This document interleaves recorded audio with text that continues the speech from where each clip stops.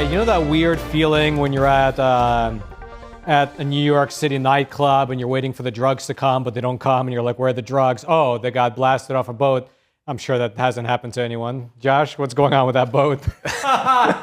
Well, I think we should start by watching the video. So President Donald Trump commented that basically they launched a military strike on an alleged drug trafficking ship leaving Venezuela, allegedly being piloted, or driven, how we call it with the boat, by members of Tren de Aragua, now designated as a terrorist group.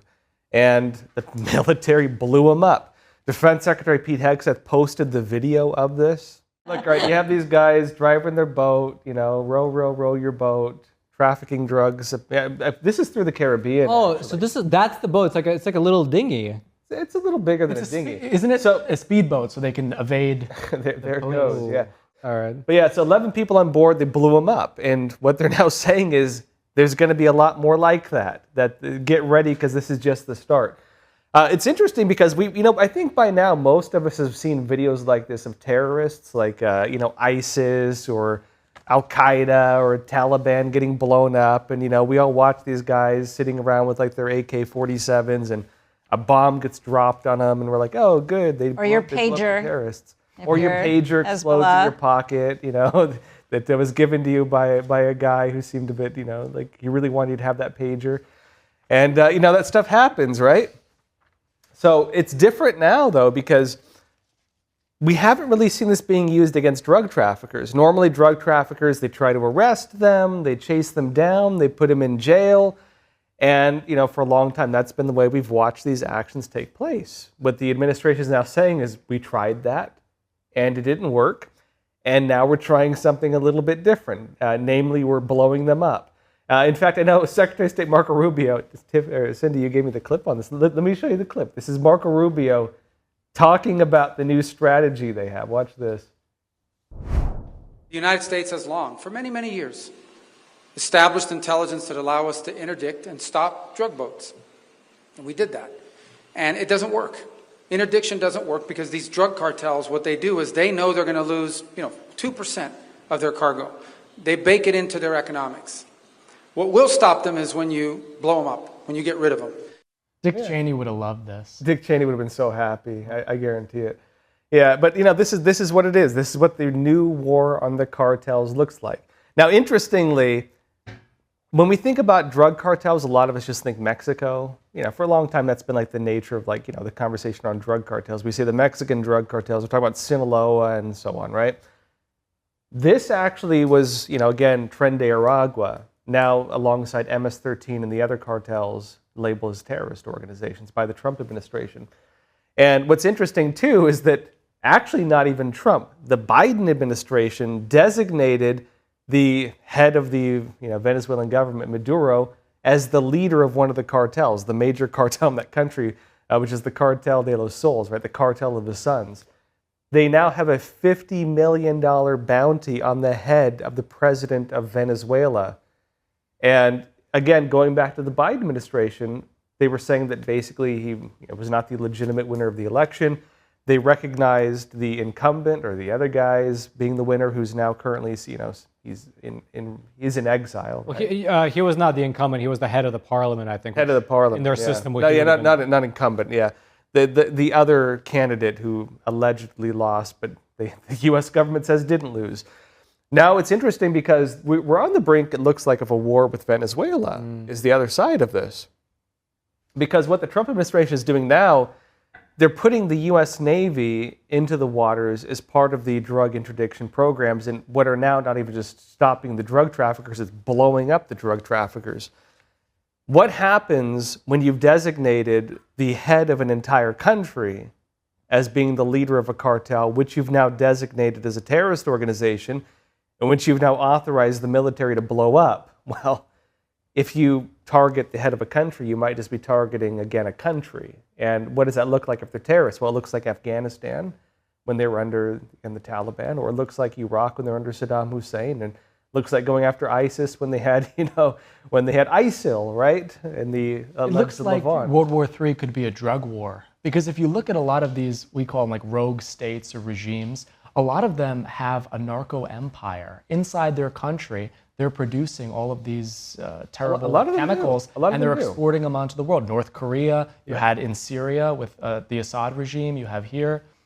They're all doing it. So what if we get involved in this, the this CCP terrorist is operation? exactly Exactly. involved in the drug Exactly. trade. What, through the precursor chemicals? Trump sanctioned Canada for their. All right, hold on. All right, I'm going to throw out a counterpoint here because that's the government. Put tariffs on. That's the government line, okay, that this is all about the drugs. I'm going to throw out something that, you know, when I was growing up, this was a big line because I was coming of age around the time of the war on terror, and the counter argument, of course, was that it was a war for oil, right? It was being waged for oil. Now, whether that's true or not, but that argument has resurfaced in December of 2023.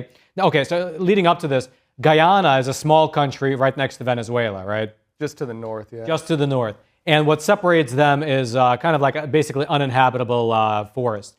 But off the coast of that uninhabitable forest, on the Guyana side, huge oil field, major oil field that an American company is, we have a long-term contract extracting the oil. I think it's Exxon.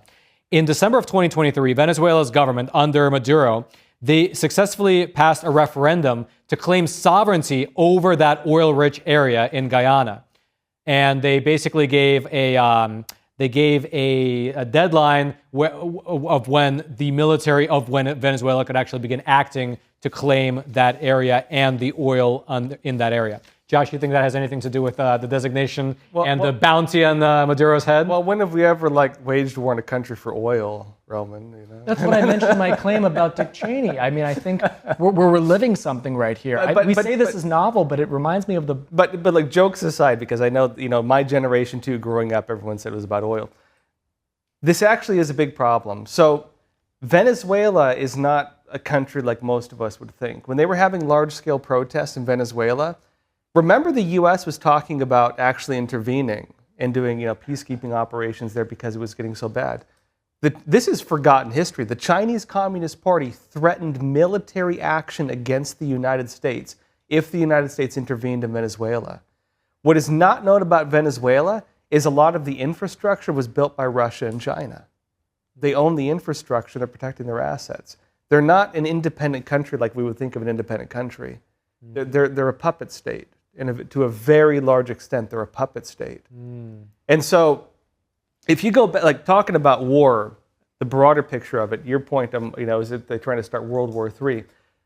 On another topic, this is actually something the CCP was talking about doing. In fact, one of the main advisors of Xi Jinping, Qin Canrong, was saying that he, as a strategy of invading Taiwan, they wanted to drag the United States into multiple global wars. This was before Ukraine. This was before Israel and Hamas. He said they wanted to start a terrorism war. They wanted to get America involved in the Middle East again. They wanted a war with Russia. This was before Russia, Ukraine. And they wanted a war in Latin America. It was when Lula was in power the first time, and they wanted America to actually have a war with Brazil. Interestingly, now what we see, Lula's back in power. He's working together with Maduro in Venezuela. They're making a partnership, and now it looks like we might go to war with them too. And notably, they're actually building up their militia right now, preparing for a war with the United States. We might go to war with them. But then what you're saying, doesn't that contradict what you said earlier, that China and Russia want to protect their assets in the country, but then you're also saying they want the country to go to war with the U.S. to hamper the U.S.? It's both. It's both. I mean, look, you could argue China has a lot of assets and interest in Russia, but Russia's at war at the behest of the Chinese Communist Party, right?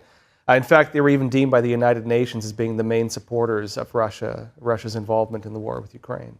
They couldn't have the war without it. Wait, you're it's saying the exact same thing. You're saying that the Russian war in Ukraine is at the behest of maybe I misheard you. At the behest of the Chinese Communist Party.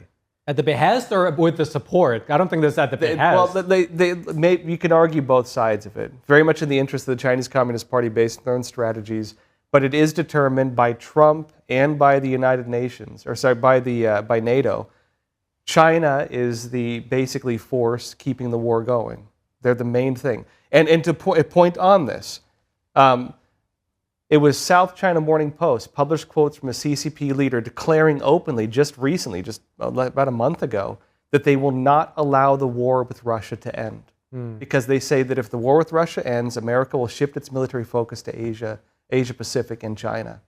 And so they said they will not let the war end. Well, that's a great point. That it is definitely in their interest to have the U.S. as both resources as well as political will elsewhere. Well, they want to keep us busy because they want to invade Taiwan. They need us. The American military is designed to fight 2 wars and win 2 wars, right? It was how we've been built from the beginning, right? We have an Eastern military and a Western military, effectively. We're made to fight a 2-front war. We're not made to fight a 4-front war. So they want to have us go into war with a terrorist group. Iran was of course, the one supposed to start that and spread it all around, keep us busy in the Middle East, start up global terrorism again.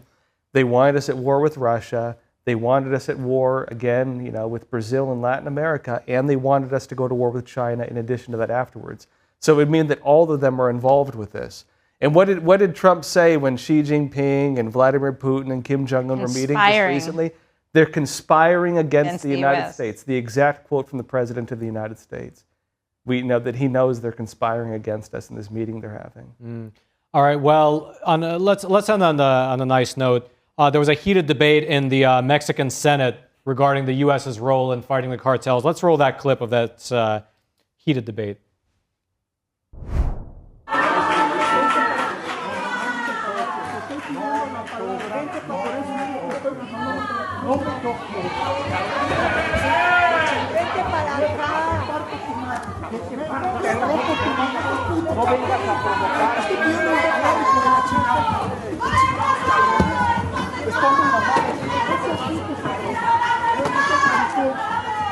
The intellectuals are in quorum. Exactly, yeah. The war of words. Well, in one point too, if the Chinese Communist Party wants to win a world war, they need to do it before we rebuild manufacturing and before we secure new sources for rare earth minerals, because they can deny our production, our wartime production right now, if they do it soon. All right, so if anyone is watching this and you're either in the government and you can have any effect, or you're in the private sector and you're thinking, hey, should I start this manufacturing plant in the States or elsewhere? Consider the States. As Josh said, it'll help the war effort that apparently is ongoing that we just don't know about. All right, I know exactly what you're thinking. That was a great clip you just watched. Now, if you're watching on YouTube, make sure to follow and also check out either these videos or maybe they're on this side. I don't know which side they're on, but we set it up. So these are the videos that YouTube is suggesting to you as the best ones that you'll probably like the most. So check them out, this side, and until next time.